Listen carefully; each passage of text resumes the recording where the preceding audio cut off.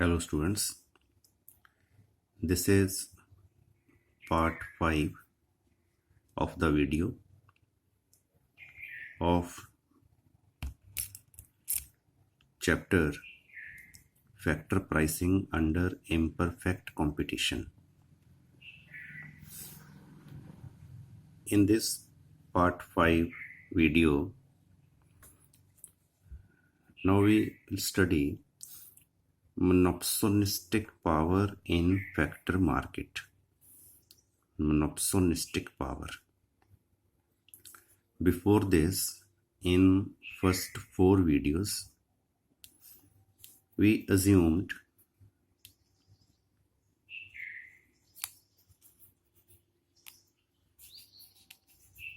perfect competition in factor market.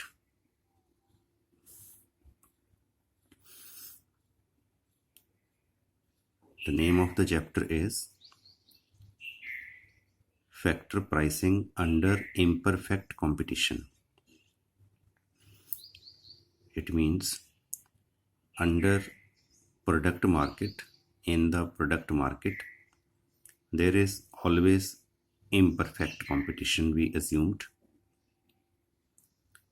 But in factor market, in first 4 videos, we assumed perfect competition. But now in this heading, in factor market, we will assume imperfect competition. This is our basic assumption. In this heading, in factor market, there is imperfect competition, and same imperfect competition is in product market. This is our main heading, imperfect competition. Now listen.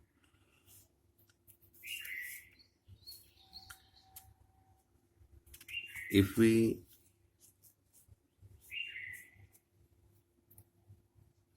study product market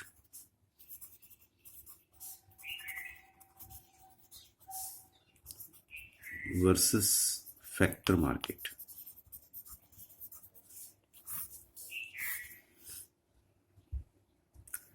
if product is X, it means the firm in product market is seller of product X. If we assume factor labor, it means the firm is buyer of labor.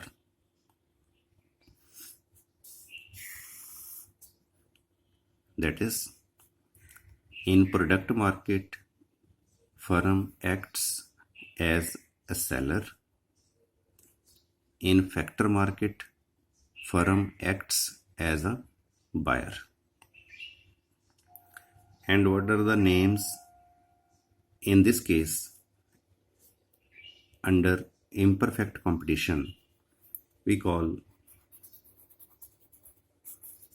monopolist if there is single firm,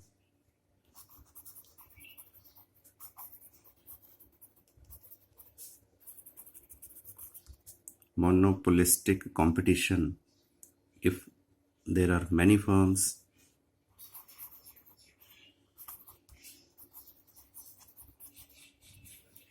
oligopolist if there are few firms.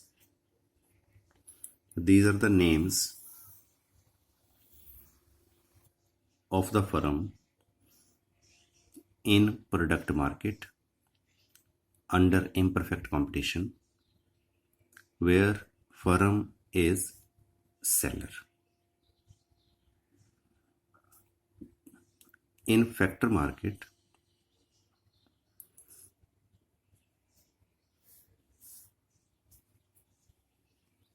firm is there is monopsony, and you will call it monopsonistic.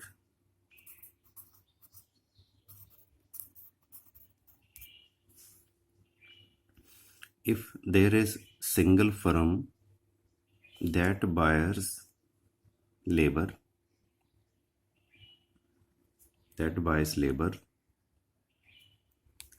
then it is known as monopsony or monopsonistic.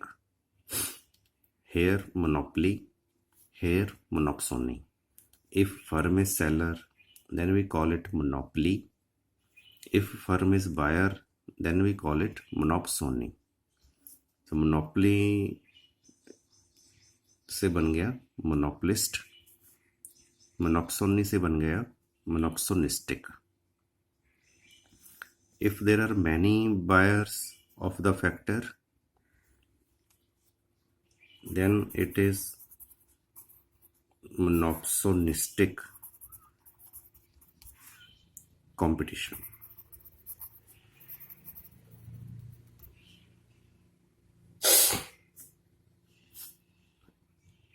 If there is few buyers of the factor, then we call it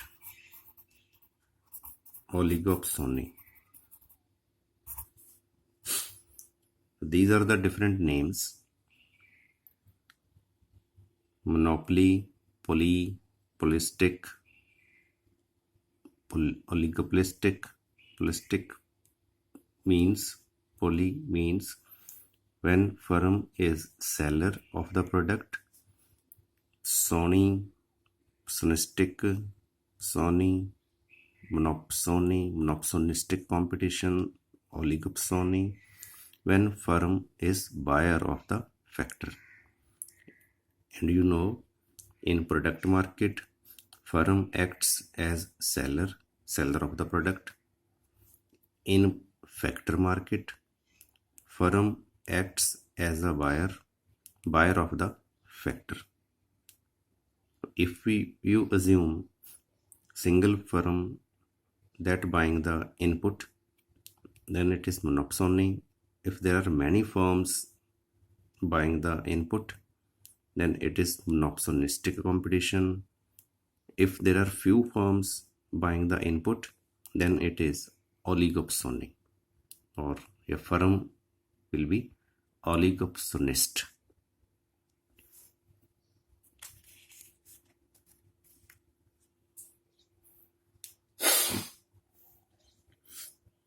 What we assume here, monopsonistic power in factor market.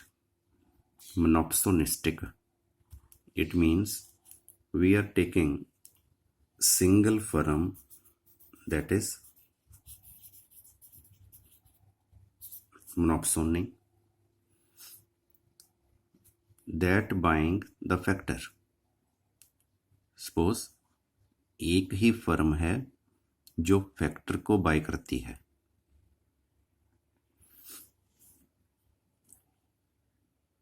What is the meaning of monopsony? When there is single firm hiring an input, it is called monopsony. जब किसी factor को खरीदने वाली firm, किसी input को खरीदने वाली firm एक ही हो, तो हम उसे कहते हैं monopsony.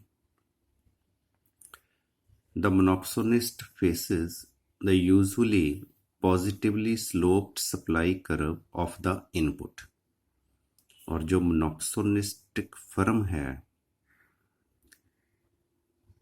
उसके पास क्या होता है?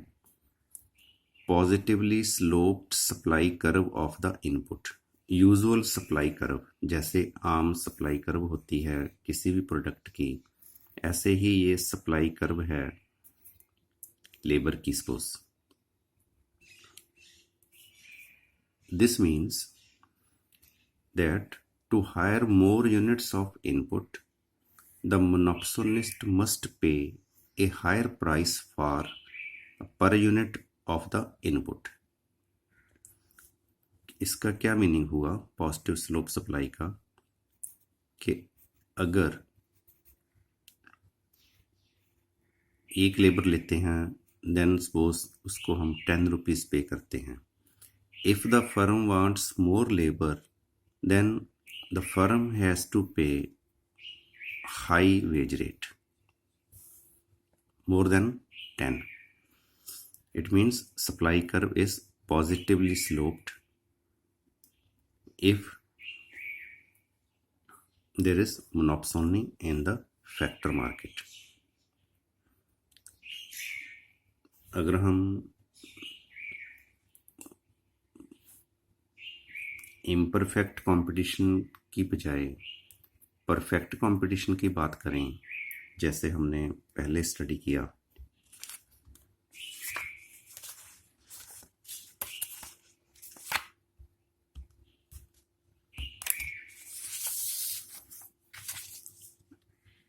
in that case there was perfect competition and the wage rate was fixed.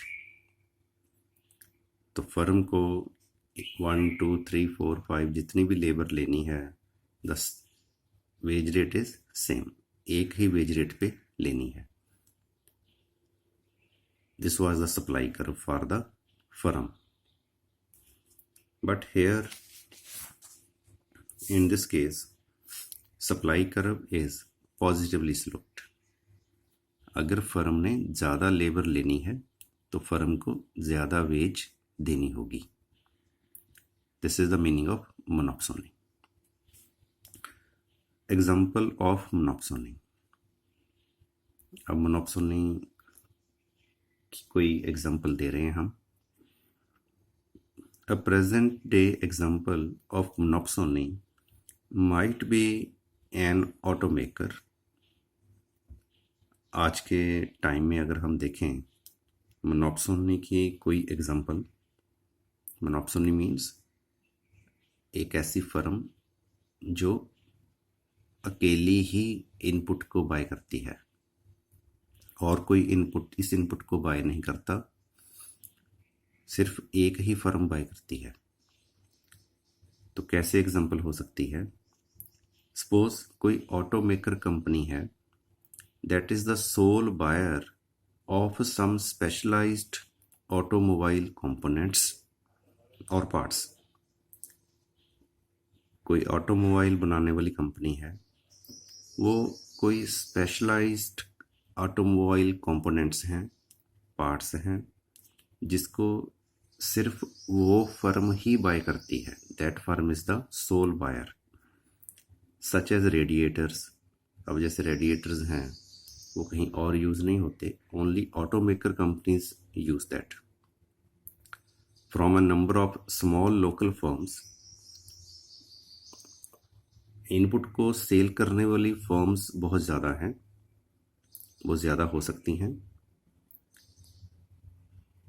Setup exclusively to supply these components और parts to the large firm that is automaker. तो दिस इज द एग्जांपल कि कोई automaker बनाने वाली जो companies हैं वो radiators को यूज़ करती हैं.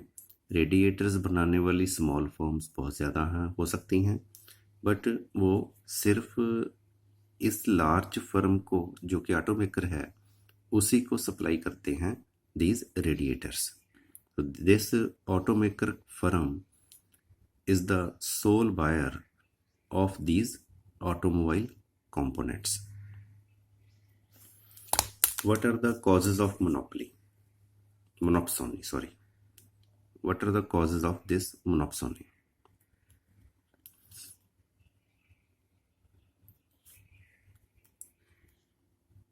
First cause is monopsony arises when an input is specialized. monopsony कब पैदा होती है? जब एक इनपुट बहुत ही ज़्यादा स्पेशल है. and thus much more productive to a particular firm or use than to any other firm or use. कोई इनपुट है वो बहुत ज़्यादा स्पेशलाइज्ड हो गया तो किसी एक फर्म के लिए वो बहुत ज़्यादा प्रोडक्टिव है कंपैरेटिव टू अदर फर्म, इसलिए वो फर्म ही उसको ज़्यादा यूज़ कर रही है, ज़्यादा उसको बाय कर रही है. This allows the firm in which the input is more productive, that firm, to pay a much higher price for the input than other firms and so become a monopolist. तो क्या होता है, कोई एक ऐसा इनपुट है जो बहुत ज़्यादा स्पेशलाइज्ड आउट इनपुट बन गया और वो किसी एक फर्म के लिए बहुत ज़्यादा फ़ायदेमंद है, तो वो फर्म जो है इस स्पेशलाइज्ड इनपुट की ज़्यादा प्राइस देने के लिए भी तैयार है और देती है अदर फर्म्स के comparative.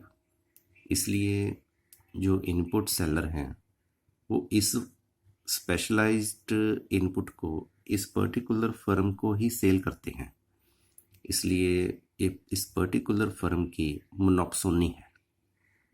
Particular firm is the sole buyer. Another cause, monopoly can also result from lack of geographic and occupational mobility. For example, अब इसमें क्या है कि मोनोपोली का एक और कारण भी हो सकता है, जैसे लेबर की हम बात करें तो अगर लेबर इमोबाइल है, lack of geographic and occupational mobility. Geographic mobility means वो एक जगह से जाके दूसरी जगह काम करने को रेडी नहीं है, इमोबाइल हैं, अपने एरिया में ही काम करना चाहते हैं. और ऑक्यूपेशनल मोबिलिटी है, वो जो काम कर रहे हैं वही काम करना चाहते हैं, दूसरे काम में जाने को रेडी नहीं है.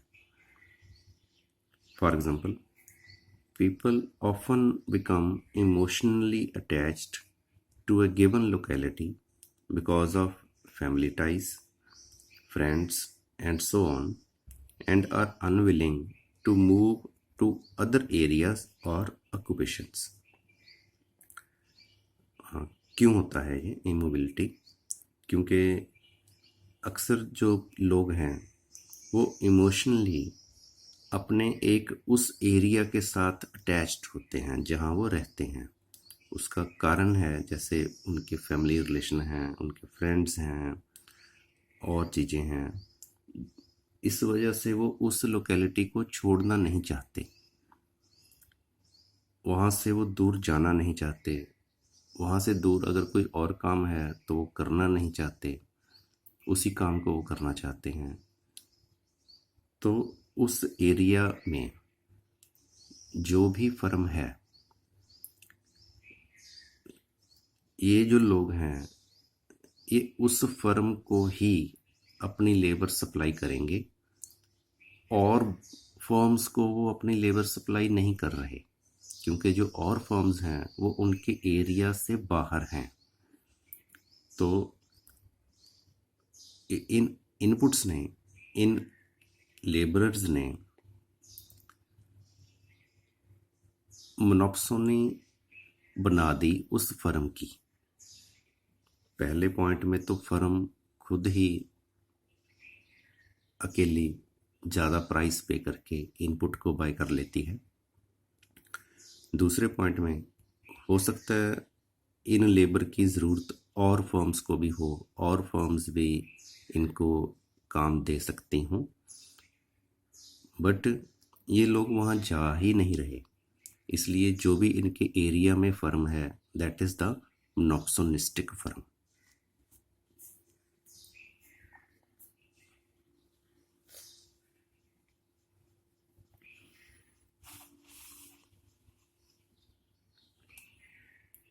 Now what are the solutions of monopoly? Monopoly को हम कैसे ख़त्म कर सकते हैं, सिंगल बायर फर्म को हम कैसे ज़्यादा बायर हों इनपुट के, ये कैसे बना सकते हैं?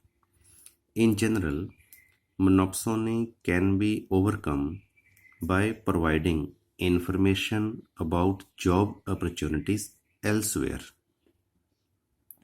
अगर हम, जैसे इस सेकंड पॉइंट में था, अगर हम लेबर को और जगह पर जो भी एम्प्लॉयमेंट अपॉर्चुनिटीज़ हैं, जॉब अपॉर्चुनिटीज़ हैं, बेटर अपॉर्चुनिटीज़ हैं, उनके बारे में गाइड करें, उनके बारे में इंफॉर्मेशन उनको दें और गवर्नमेंट उनको इंफॉर्मेशन दे, उनको वहाँ जाने में हेल्प करे by providing moving expenses and by providing training for other occupations. वहाँ जाने के लिए उनको एक्सपेंसेस प्रोवाइड किए जाएं, या फिर और किसी ऑक्यूपेशन में जाने के लिए जो भी ट्रेनिंग चाहिए वो ट्रेनिंग प्रोवाइड की जाए। तो क्या होगा, ये यहाँ पे जो लोग हैं जो यहीं पे काम कर रहे हैं मोनोप्सोनी फर्म के पास, तो वो अदर फर्म्स के पास जाके भी काम करेंगे। इसलिए जो मोनोप्सोनी है वो ख़त्म हो सकती है। अब मोनोप्सोनी हम ख़त्म करते क्यों हैं? क्योंकि जो मोनोप्सोनिस्ट है, मोनोप्सोनिस्ट एक्सप्लॉयटेशन कर सकता है लेबर की। इसलिए देखो कैसे। It is said that the monopsonist faces the usually positively sloped market supply curve of the input. तो जैसे हमने ऊपर देखा, जो मोनोप्सोनिस्ट फर्म है वो आम तौर पे जो आम सप्लाई कर्व होती है पॉजिटिवली स्लोप्ड, उसके सामने लेबर की सप्लाई कर्व भी पॉजिटिवली स्लोप्ड ही होती है।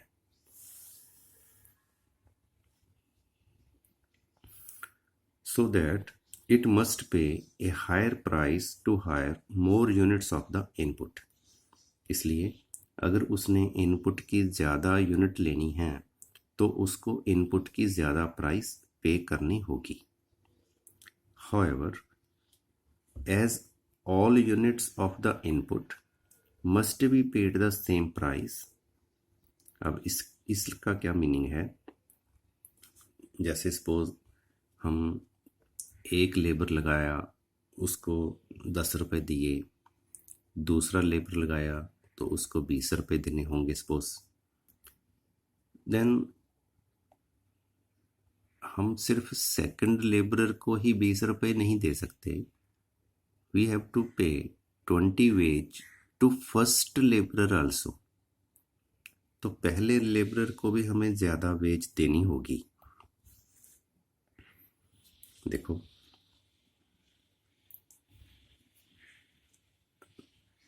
The monopsonist will have to pay a higher price not only for the last unit hired but for all units of the input it hires।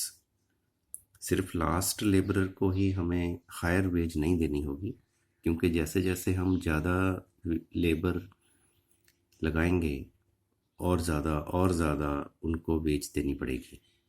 तो सिर्फ last labourer को ही हम ज़्यादा veg नहीं देंगे, जो उससे पहले लगाए हैं उनको भी फिर वही वेज देनी होगी, क्योंकि सबके लिए सेम ही होगी wage. As a result the marginal expenditure of the input exceeds the input price. इसलिए क्या होगा, जो एक्स्ट्रा खर्चा है जब हम एक और लेबर लगाते हैं तो टोटल कॉस्ट में जो चेंज होता है that is the marginal expenditure. इसकी डेफिनेशन हमने पहले भी की थी। तो वो ज़्यादा होगा लेबर की इनपुट की एक्चुअल प्राइस से। इसको हम इस टेबल के साथ भी समझ सकते हैं। In this table suppose we are employing labour 1 2 3 4 5। तो फर्स्ट लेबर की जो प्राइस है suppose it is 10। Total expenditure on the first labour is 10। When we employ second laborer, we are paying 20 wage rate to the second laborer. And ये जो 20 wage rate है वो हमें first labourer को भी देनी पड़ेगी। फर्स्ट लेबरर की जो प्राइस है वो है 10, बट हमें अब इसकी 20 प्राइस देनी पड़ेगी। तो दोनों की जो प्राइस हम देखें, दोनों की प्राइस बन गई 30, बट हमारा जो एक्सपेंडिचर हुआ टोटल वो बन गया 40, क्योंकि 20 rupees not only second labourer but we have to pay 20 rupees to the first labourer also. Suppose हम एक और लेबर काम पे लगाते हैं, उसको हम पे करते हैं 30, then our total expenditure will be 90, for the fourth, fifth, 40, 50, then total expenditure will become 160 to 50. And if we calculate marginal expenditure from here, marginal expenditure means change in total expenditure. This is 40 minus 10, 30, 90 minus 40, 50, 160 minus 90, 70, 250 minus 160, 90. तो इसको हम जैसे यहाँ पे देख रहे थे, as a result the marginal expenditure of the input exceeds the input price. जो मार्जिनल एक्सपेंडिचर है वो ज़्यादा है इनपुट की प्राइस से। Marginal expenditure 30, price is 20, 50, price is 30, marginal expenditure 70, price is 40, marginal expenditure on labor is 90, price of labor is 50. marginal expenditure ज़्यादा है इसकी एक्चुअल प्राइस से। इसको हम डायग्राम में भी एक्सप्लेन कर सकते हैं लाइक दिस। तो मैं इस डायग्राम को दोबारा बना देता हूँ।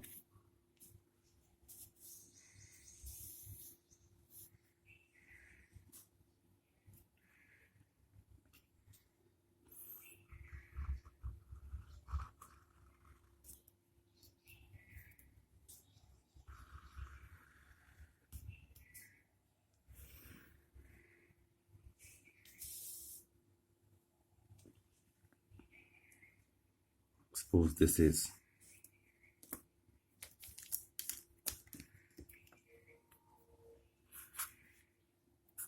labor, this is wage rate and marginal expenditure on labor।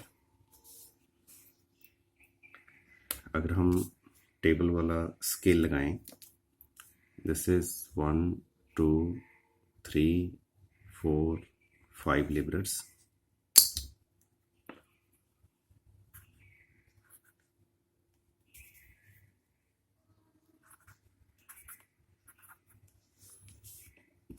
and in case of wage or marginal expenditure, this is 10 20 30 40 50 60 70 80 90।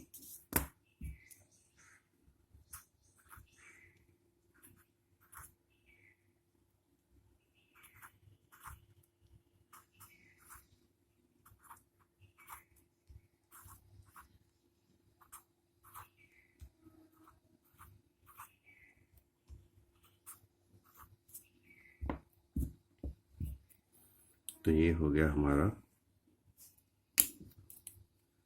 Graph paper.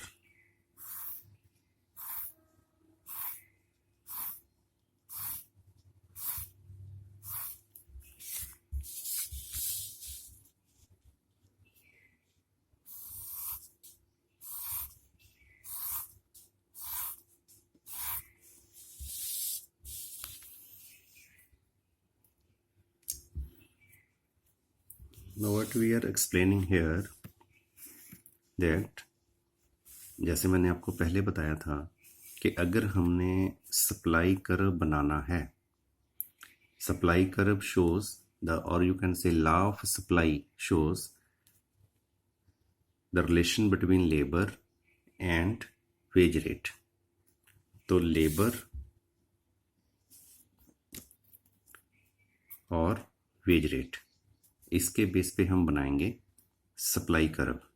This is very simple, 1 2 3 4 5 10 20 30 40 50। It is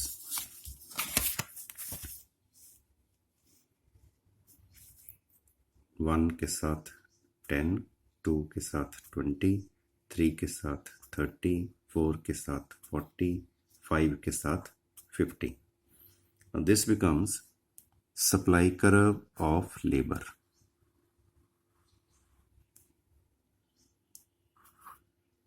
SL.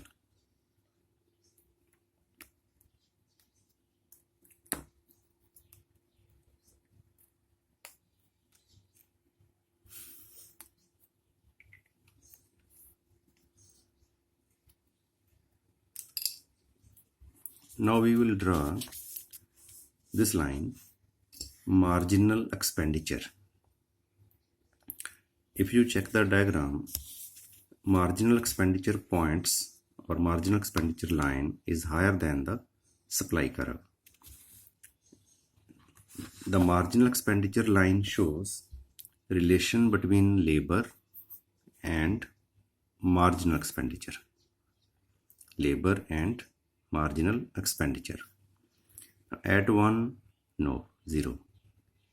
Between 1 to 2, from 1 to 2, जैसे ही हमने labour 1 से 2 किया तो total expenditure में कितनी change I, that is 30. Now you can listen. Since the marginal expenditure on labor measures the changes in total expenditure in labor, change in total expenditure in labor